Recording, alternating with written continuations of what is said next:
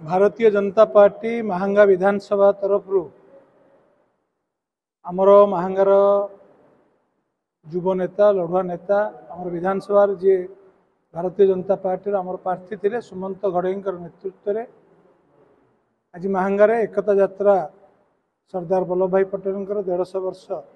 जन्म जयंती पूर्ति उत्सव उपलक्षे एक कार्यक्रम आयोजन होता एवं आमर महांगार विधानसभा समस्त प्रमुख कार्यकर्ता जो माने संगठन पर समय दौरान संगठन रे निजको जोड़ी रखिंट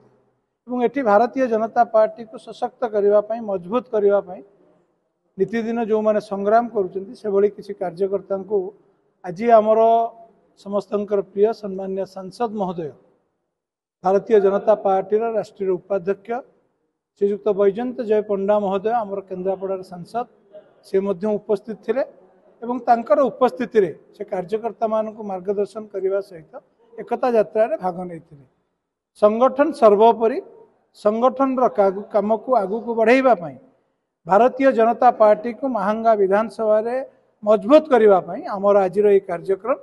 एवं एभली कार्यक्रम आगामी दिन में अनेक कार्यक्रम हम जहाँकि आज आमर सांसद महोदय प्रतिश्रुति देकी जाइछन्ति आउ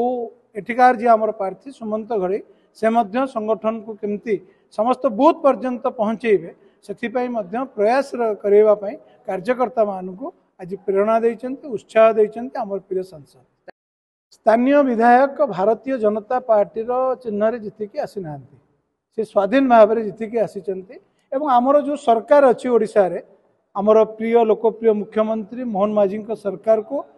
स्वाधीन विधायक भाव में से समर्थन दौरान एवं आमर सरकारी स्तर में जो कौन से कार्यक्रम होची समस्त सब प्रकार सहयोग करोगाजोग कर ये भारतीय जनता पार्टी आज कार्यक्रम थिला जेहेतु से स्वाधीन अच्छा एवं भारतीय जनता पार्टी स्वतंत्र एटी जड़े प्रार्थी भी अच्छा एवं भारतीय जनता पार्टी पताकार कार्यक्रम होती बोध ये उपस्थित न जनता पार्टी चित्र चरित्र स्पष्ट अच्छी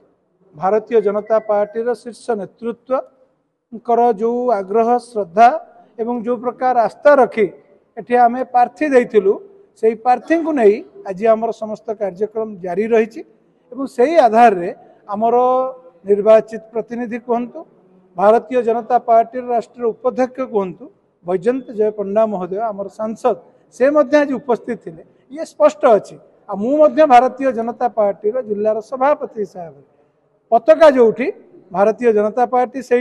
आमर कार्यक्रम से आधार रे आगु को मध्य जारी रहे।